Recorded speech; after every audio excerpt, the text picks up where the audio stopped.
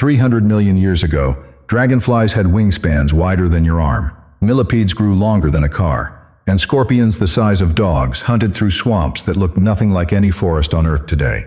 For decades, scientists had one clean explanation for all of it. The air itself was different.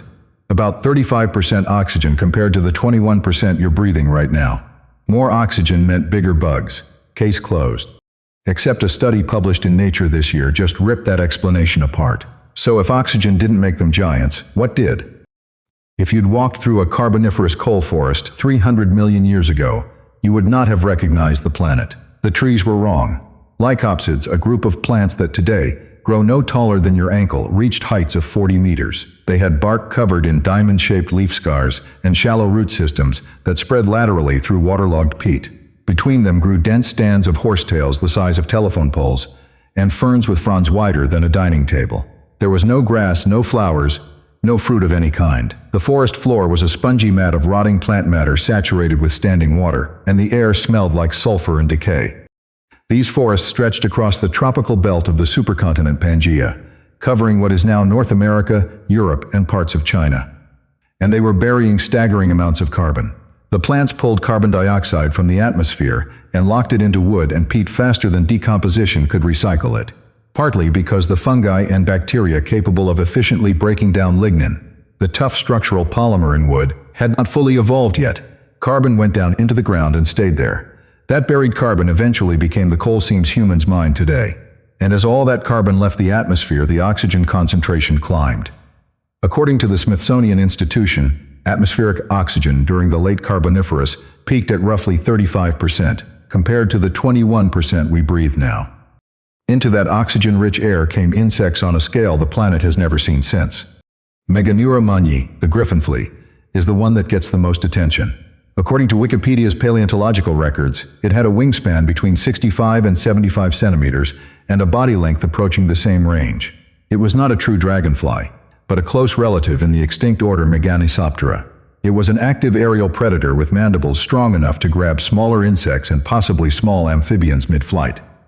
Fossils of Meganeura were first discovered in the coal measures of Commentry, France, in 1880, and they remain some of the most complete giant insect specimens ever found. To put its size in perspective, the largest dragonfly alive today, the giant petaltail from Australia, has a wingspan of roughly 16 centimeters. Meganeura was nearly 5 times wider. On the ground, Arthropods held the record for the largest land-dwelling arthropod in Earth's history.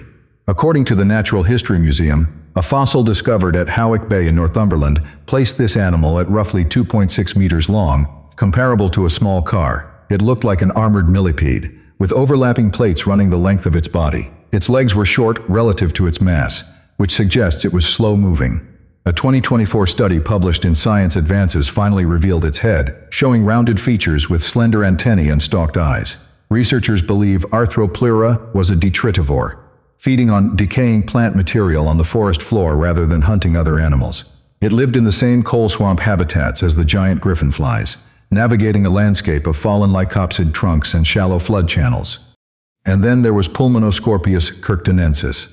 According to fossil evidence from East Kirkton Quarry in Scotland, the largest known specimen measured roughly 70 centimeters long. It had large lateral eyes, a feature lost in modern scorpions, and its body structure indicates it was fully terrestrial and likely an active daytime hunter. It carried book lungs for breathing, the same basic respiratory system modern scorpions use, just scaled up.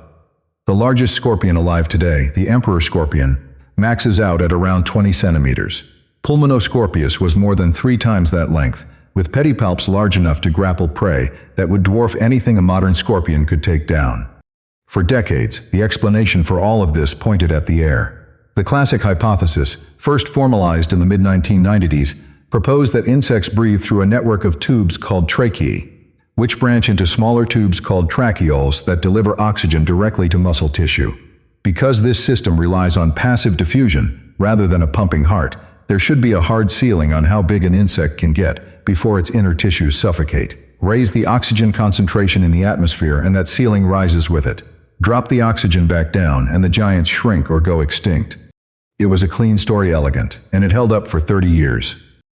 Then in March 2026, a team led by Edward Snelling at the University of Pretoria published a study in Nature that challenged the core assumption. According to that study, Snelling and his colleagues used high-power electron microscopy to examine the flight muscles of 44 insect species across 10 taxonomic orders, analyzing over 1,300 micrographs.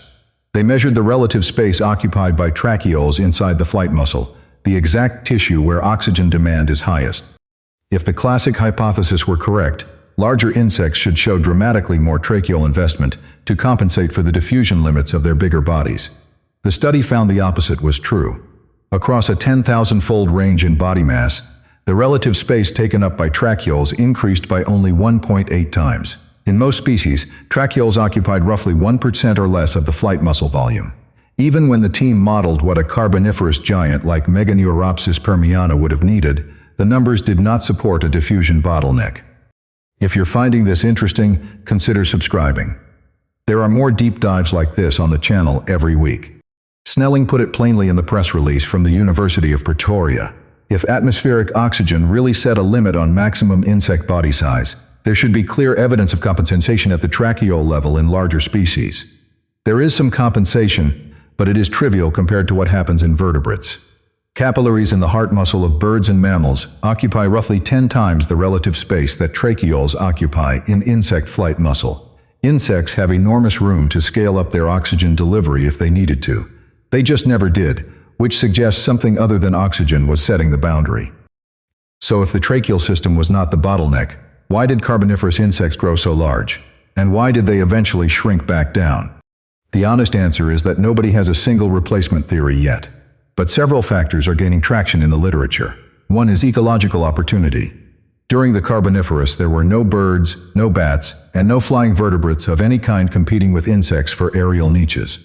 According to a 2012 PNAS study on insect body size evolution, the arrival of flying vertebrates correlates with a sharp decline in maximum insect size, regardless of what oxygen was doing at the time. The first winged vertebrates showed up and the biggest insects disappeared. That pattern suggests predation pressure and aerial competition may have been a stronger constraint on insect size than atmospheric chemistry. Another factor is temperature. Cooler temperatures during parts of the Carboniferous may have directly favored larger body sizes through developmental effects.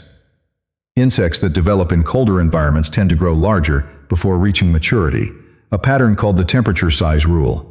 The Carboniferous had periods of significant glaciation in the southern hemisphere, and the interplay between tropical warmth and polar ice may have created conditions favorable for large-bodied arthropods in equatorial forests. And then there is the simplest explanation of all. The coal swamp forests were a genuinely new habitat. Lycopsid forests of that scale had never existed before on Earth. They created a massive, resource-rich environment with thick layers of decaying plant material, abundant moisture, and structural complexity that offered shelter and food for arthropods at every size class.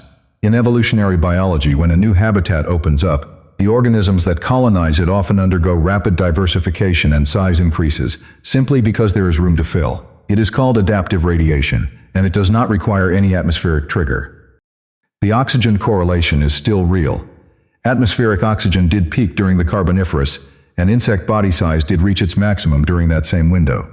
But correlation is not causation, and the Snelling study demonstrated that the mechanism everyone assumed was responsible, tracheal diffusion limits, does not hold up under direct measurement.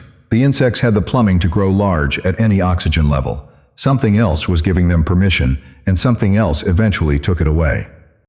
Arthropods disappeared as the Carboniferous coal forests collapsed during the Carboniferous rainforest collapse around 305 million years ago. The climate dried. The vast swamp forests fragmented into isolated pockets. The habitat that sustained the giant arthropods shrank, and they shrank with it or vanished entirely. Meganeura and its relatives persisted a bit longer into the Permian but eventually went extinct as well. Right around the time the first gliding reptiles began appearing in the fossil record. By the mid-Permian, the largest insects on the planet had already dropped to a fraction of their Carboniferous peak sizes. The age of giant arthropods was over, and it ended not with a single catastrophe, but with a slow erosion of every advantage that had made them possible. 300 million years of hindsight makes the pattern visible. The giants did not need special air. They needed empty skies, thick forests, and a world that had not yet invented anything fast enough to hunt them. Once that world changed, the window closed. It has not opened since. If you want more stories like this, they are already on the channel.